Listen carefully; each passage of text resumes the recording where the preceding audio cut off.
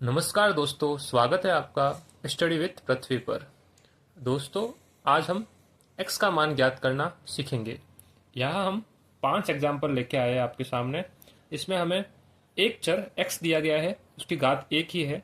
इसको हम एक घात का रैखिक समीकरण बोलते हैं, जिसमें चर भी एक ही है। यहाँ पे केवल x ही है, यहाँ पे भी x है, यहाँ पे भी x है, यहाँ पे भी x है और यहाँ पे भी x है।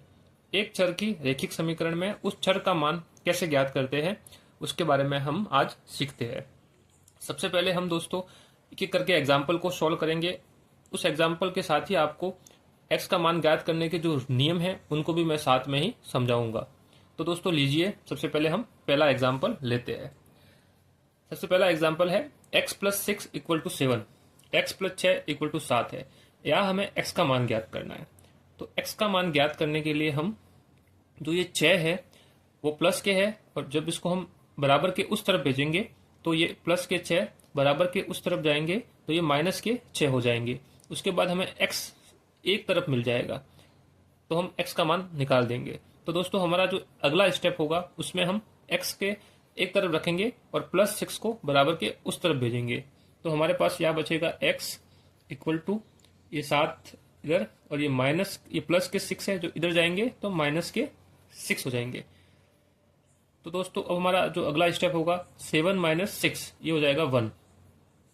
तो हमारे पास x का मान क्या मिला, x = 1।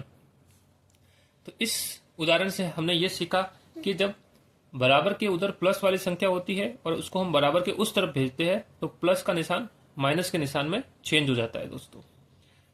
अब दोस्तों हम दूसरा एग्जाम्पल लेते हैं, उसको समझते हैं। उसमें क्या है, यहाँ हमें दिया है 6x - 12 = 16। तो इसमें हम क्या करेंगे, 6x को एक तरफ रखेंगे और -12 को बराबर के उस तरफ भेज देंगे।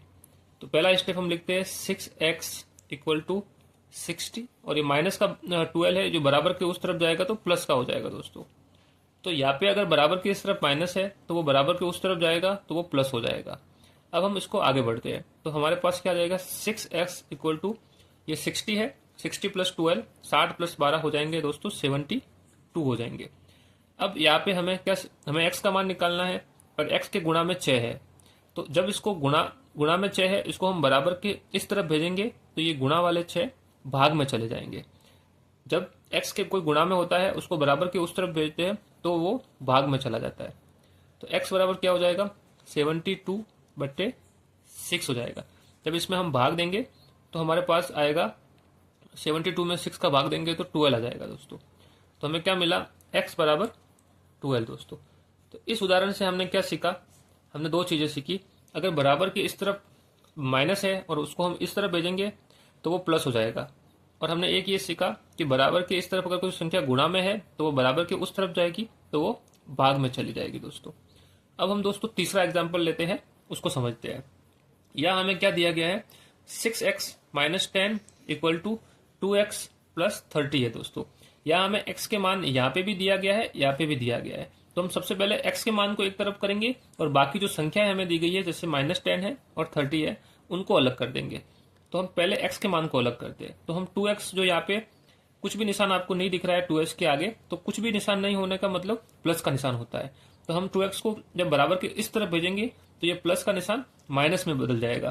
तो हमारा अगला स्टेप ये होगा दोस्तों कि 6x, ये प्लस का निशान है, इसको इधर भेजेंगे 2x को, तो ये माइनस का 2x हो गया, = ये 30 ऐसा कैसा आ जाएगा, और ये जो माइनस के 10 है उसको हम बराबर के उस तरफ भेजेंगे तो माइनस के 10 हो जाएंगे प्लस के 10 दोस्तों।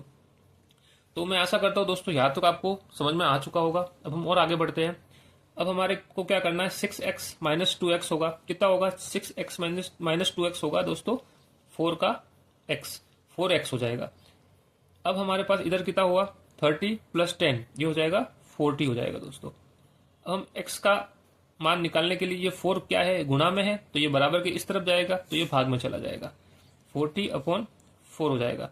तो इसमें जब इसका भाग देंगे तो कितना आ जाएगा, 10 आ जाएगा दोस्तों। तो हमारे पास x का मान कितना मिला, 10 मिला दोस्तों।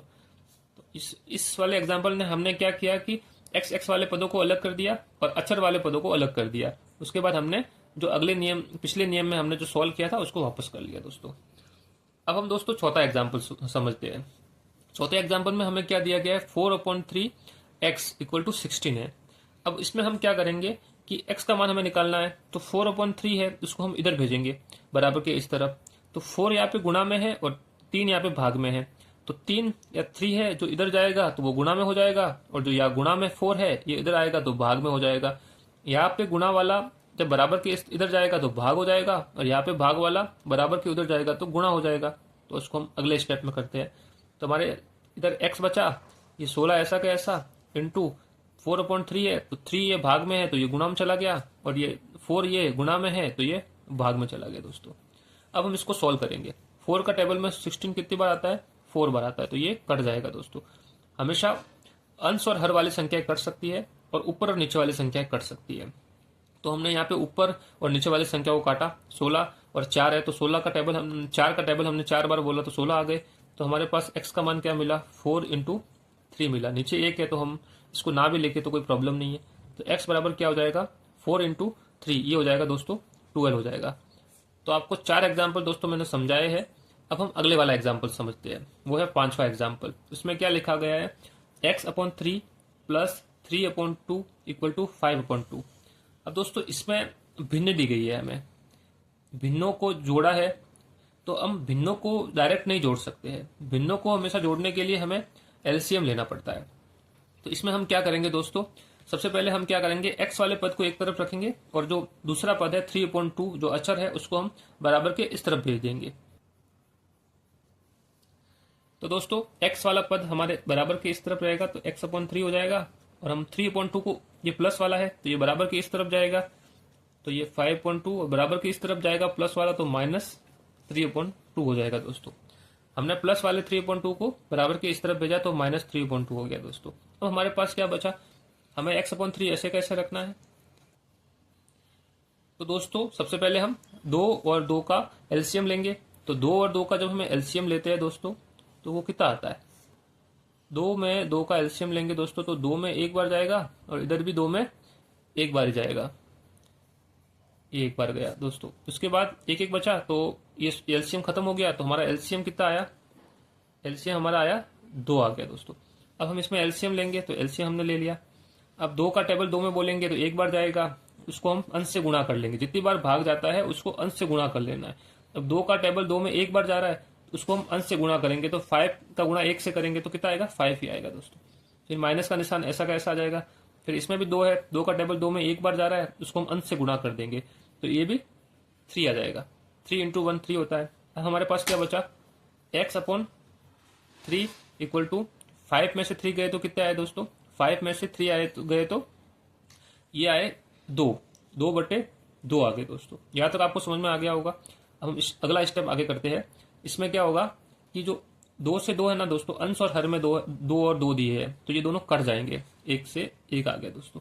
अब हमारे पास क्या बचा? x/3 = 1 बचा दोस्तों। तो अब इसको हम आगे लेके जाएंगे तो x = क्या होगा? ये 3 है, ये यहाँ पे भाग में है तो ये इधर जाएगा तो क्या हो जाएगा? गुणा में हो जाएगा। 1 × 3, 1 का 3 से गुणा करेंगे तो 3 ही आ जाएगा। तो x बराबर क्या हो गया? 3 आ गया दोस्तों। तो दोस्तों हमने इस पूरे वीडियो में 5 एग्जाम्पल समझे। इसमें हमें 500 एग्जाम्पल में हमने x का मान ज्ञात करने के जो भी नियम है उनको मैंने समझाया है। अब हम बेसिक रूप से आपको मैं बता देता हूँ कि इस नियमों का सार क्या है। इन नियमों का सार दोस्तों ये है कि अगर बराबर के इस तरफ अगर प्लस आ रहा है और वो बराबर के इस तरफ जाएगा तो वो माइनस हो जाएगा। अगर बराबर के इस तरफ माइनस आ रहा है और वो बराबर के उस तरफ भेजोगे तो वो प्लस हो जाएगा। मतलब प्लस और माइनस है, जब ये बराबर के उस तरफ भेजते हैं तो प्लस माइनस हो जाएगा और माइनस प्लस हो जाएगा दोस्तों। एक तो ये आपको समझना है। एक हमें ये समझना है कि कहीं पे भी गुणा भी दिया होता है और भाग भी दिया होता है दोस्तों। तो गुणा और भाग है, जब गुणा होता है तो ये बराबर के इस तरफ जाएगा तो ये भाग हो जाएगा, और जब भाग होता है तो ये बराबर के इस तरफ जाएगा तो गुणा हो जाएगा दोस्तों। ये 4 रूल है, ये x का मान ज्ञात करने के हैं। ये इस वीडियो में मैंने आपको समझाए हैं एग्जाम्पल के माध्यम से। तो दोस्तों मैं आशा करता हूँ कि आपको ये वीडियो अच्छा लगा होगा। इसमें जो भी मैंने बातें समझाई वो आपको समझ में आ गई होगी। अगर आपको वीडियो से रिलेटेड कोई डाउट है तो आप मुझे कमेंट कीजिए। अगर आपको वीडियो अच्छा लगा है तो वीडियो को लाइक कीजिए, वीडियो को शेयर कीजिए दोस्तों।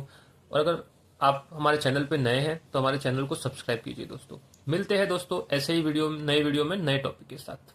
धन्यवाद।